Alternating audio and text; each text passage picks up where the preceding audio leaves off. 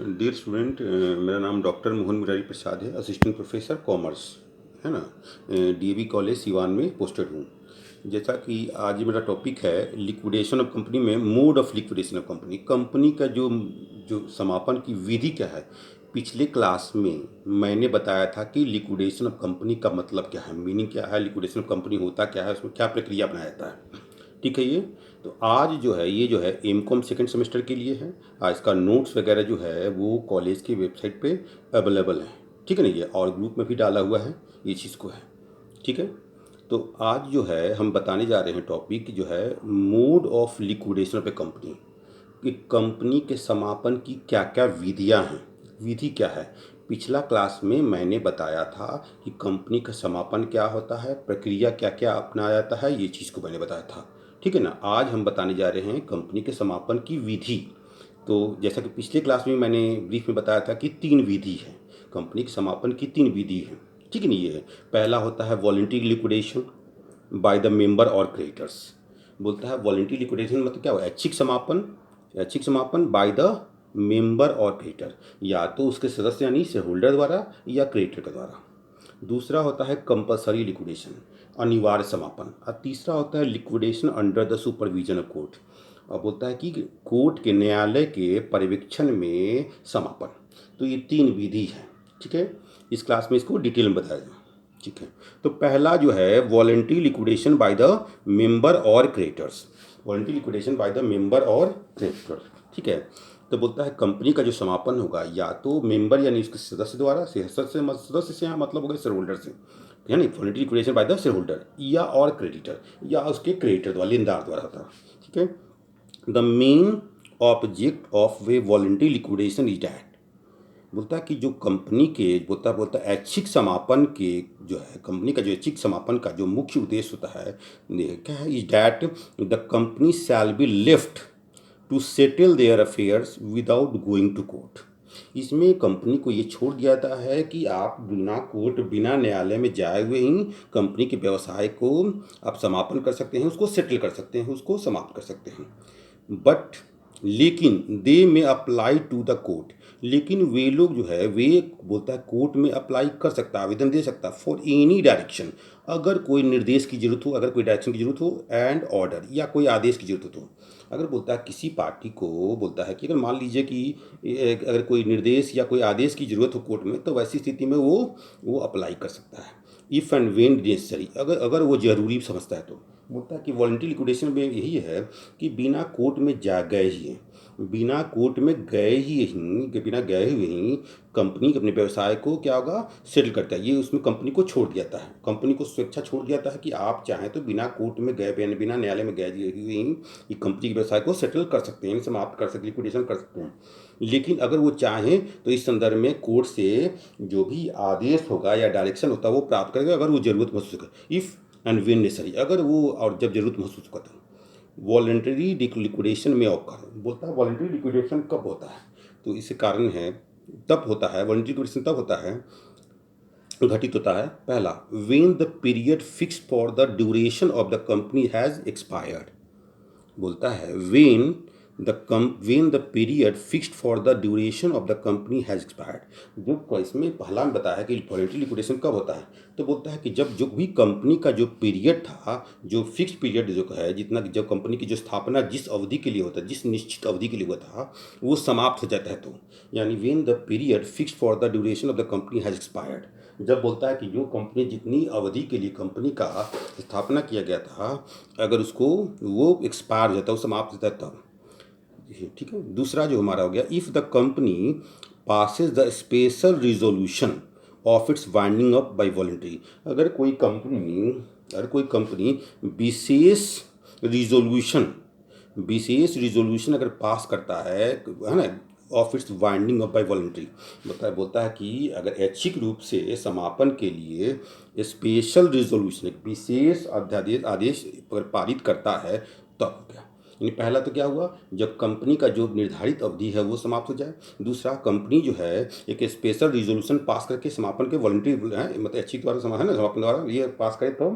और तीसरा होता है when the event occurs, when the event occurs and the, बोलता वैसी कोई घटनाएं घटती है and the articles provide information that, और उस पार्षद जो कंपनी का जो महत्वपूर्ण दस्तावेज होता है पार्षद अंतर्नियम, उसमें ये ऐसा व्यवस्था है कि ऐसा इसमें सूचित है कि that when this event will occur, जब ये घटना होगा, then company has to be wound up, तब ये कंपनी का समापन वॉलंटरी ऐच्छिक रूप से होगा। मतलब इसमें कंपनी के आर्टिकल्स में कंपनी के जो पार्षद अंतर्नियम होता है उसमें अगर ऐसा व्यवस्था है कि कोई घटना का जिक्र है कि इस घटना पे होने पर जैसे ही होगा कंपनी को वॉलंटरी रूप से यानी ऐच्छिक रूप से समापन कर दिया जाएगा। तो बोलता है कि वॉलंटरी लिक्विडेशन तब होगा जब तीन है। पहला क्या है, जब कंपनी का जो निश्चित अवधि के लिए जो था, वो कंपनी की स्थापना जिस अवधि के लिए हुआ था वो समाप्त हो जाता है। दूसरा, जब कंपनी के लिए समापन के लिए ऐच्छिक समापन के लिए स्पेशल रिजोल्यूशन पास को विशेष अध्यादेश पास किया गया हो। तीसरा जब है, जब कोई घटना के बारे में लिखा हो कि आर्टिकल ऑफ एसोसिएशन में जिसमें है कंपनी के पार्षद अंतर्नियम में ये लिखा हो कि घटना के घटित होने पर जैसे घटना होगा कंपनी को वॉलंटरी बाउंड अप कर ऐच्छिक रूप से समाप्त कर दिया जाएगा। तो इन तीन में से कोई भी घटना होगा तो वॉलंटरी लिक्विडेशन कहलाएगा। सेकेंड में आता है कंपल्सरी लिक्विडेशन, अनिवार्य समापन, अनिवार्य समापन। तो एक company formed and registered under the ordinance, बोलता है कंपनी के बोलता है कि एक ऑर्डिनेंस जो होता है विधान द्वारा अगर रजिस्टर्ड होता है, कंपनी का निर्माण अगर विधान द्वारा रजिस्टर्ड होता है या उसका निर्माण होता है, may be wound up by the court, उसको न्यायालय द्वारा समाप्त किया जा सकता है। ठीक है, उसको न्यायालय द्वारा समाप्त किया जा सकता है। पहला वॉलंटरी लिक्विडेशन था, क्या क्या था, बिना कोर्ट में गए हुए, यहाँ पर है कोर्ट में जाके। तो एक company formed and registered under the ordinance, अगर बोलता है कि कोई कंपनी का निर्माण और रजिस्ट्रेशन अगर कुछ विधान के तहत होता है तो may be bound up by the court, court द्वारा उसको समाप्त किया जा सकता है। This kind of winding up is also called compulsory winding up और लिक्विडेशन। ये जो इस प्रकार का जो समापन है वो क्या कहलाएगा, वो अनिवार्य समापन कहलाएगा। Compulsory liquidation occurs under the following circumstances, बोलता है कंपल्सरी लिक्विडेशन जो अनिवार्य समापन बोलता है निम्नलिखित परिस्थितियों में होता है। पहला एक company needs to pass a special resolution, इस संदर्भ में क्या होगा, तब होगा जब कंपनी को एक विशेष रिजोल्यूशन पास करना होगा, कहते हैं आदेश पास करना होगा, एक विशेष आदेश पास करना होगी, आवश्यकता होगी। ऑल्सो कोर्ट ऑर्डर्स, और साथ ही साथ कोर्ट ये निर्देश देता है for winding up on the basis of some specific ground, और कुछ विशेष आधार पर अगर कोर्ट अगर निर्देश देता है तभी ये होगा। पहला तो क्या होगा, कंपनी को विशेष स्पेशल रिजोल्यूशन पास करना हो, साथ कोर्ट जो है एक स्पेशल कुछ विशिष्ट ग्राउंड पर इसको समापन करने का आदेश देता है। ये पहला हो गया। दूसरा पॉइंट हो गया when company is unable to pay its डेब्ट, यदि कोई कंपनी अपना कर्ज को चुकाने में असमर्थ है तब। तीसरा, if company is carrying any illegal business, अगर कोई कंपनी कोई अवैध व्यवसाय को चला रहा है, अगर कोई कंपनी किसी अवैध व्यवसाय को चला रहा है तब कंपल्सरी लिक्विडेशन हो सकता है। फोर्थ पॉइंट हमारा हो गया इन case of non maintenance of accounts, भाई एक कंपनी के लिए अकाउंट्स जो है वो मेंटेन करना आवश्यक है, साथ ही साथ उसका ऑडिट भी होना जरूरी है। ठीक है, लेकिन अगर मान लीजिए कि कोई कंपनी अकाउंट्स ही मेंटेन नहीं करता है तो वैसी स्थिति में कोर्ट आदेश दे सकता है लिक्विडेशन का, कंपनी समाप्त करने का आदेश कोर्ट दे सकता है। फिफ्थ में आता है when the statutory meeting is not conducted, बोलता है कि एक्चुअली में स्टैट्यूटरी मीटिंग क्या होता है, कंपनी की स्थापना के 6 महीने के अंदर ही, 1 महीना पश्चात और 6 महीने के अंदर ही उसको स्टैट्यूटरी मीटिंग बुलाना पड़ता है, करवाना पड़ता है। लेकिन अगर कोई ये स्टैट्यूटरी ये कंपल्सरी है, ये अनिवार्य होता है, ये कंपनी विधान के अनुसार जो होता है अनिवार्य होता है।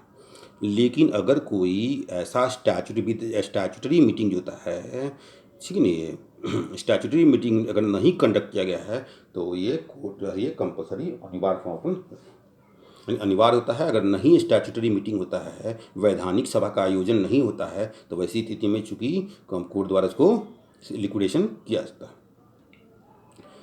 6 पॉइंट में आता है in case of non submission of statutory report to the registrar, अगर मान लीजिए कि अगर वो स्टैट्यूटरी रिपोर्ट होता है अगर वो रजिस्ट्रार को सबमिट नहीं करता है, रजिस्ट्रार को जो है कंपनी के रजिस्ट्रार को अगर स्टैट्यूटरी रिपोर्ट जो है अगर सबमिट नहीं करता है तो, अगर वो नहीं जमा करता है, नहीं देता है तो कंपल्सरी लिक्विडेशन हो सकता है।